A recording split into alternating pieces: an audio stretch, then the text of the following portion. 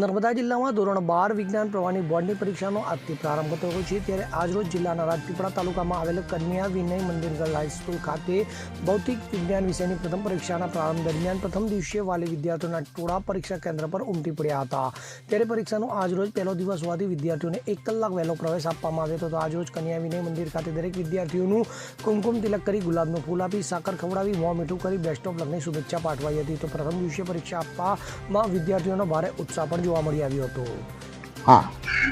મારું નામ વંજારા મહેકકુમારી હરેશભાઈ છે। હું ધોરણ 12 સાયન્સમાં ભણું છું।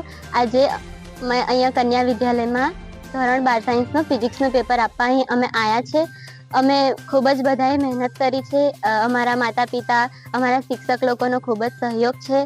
મને આજે ખુશી છે કે મેં આજે સારી રીતે પેપર આપીશ અને સારા માર્ક્સ આવશે। મેં આજે ખૂબ જ સારી તૈયારી કરી છે। મને પરીક્ષાનો કોઈ પણ ડર નથી અને મને એવો વિશ્વાસ છે કે ભવિષ્યમાં હું આગળ વધીશ। તારું નામ બોલ દીધું? ફરીથી નામ બોલ. મારું નામ વણઝારા મહેકકુમારી હરેશભાઈ છે। મારું નામ બારિયા નીતિશાબેન વિપિનભાઈ છે। મેં ફિઝિક્સમાં છેલ્લા 3 થી 4 મહિના સુધી ખૂબ સારી મહેનત કરી છે। એમાં મેં 3 થી 4 અને રાતના પણ ખૂબ સારા સમય ટાઈમ કાઢીને મેં મહેનત કરી છે।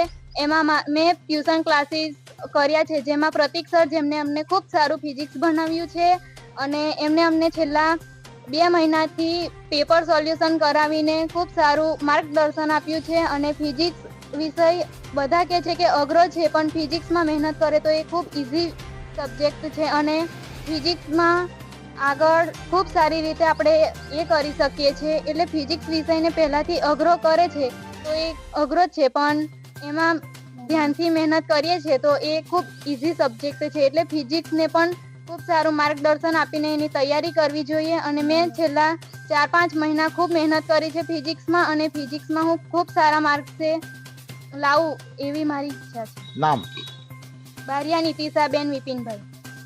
જ્યોતિ જગતાપ સાથે CN24 ન્યૂઝ રાજપીપળા। હવે જુઓ દેશ દુનિયાની તમામ ખબરો તમારી આંગળીના ટેરવે। ઉઠાવો મોબાઈલ અને Google Play Store પરથી ડાઉનલોડ કરો અમારી CN24 ન્યૂઝ મોબાઈલ એપ।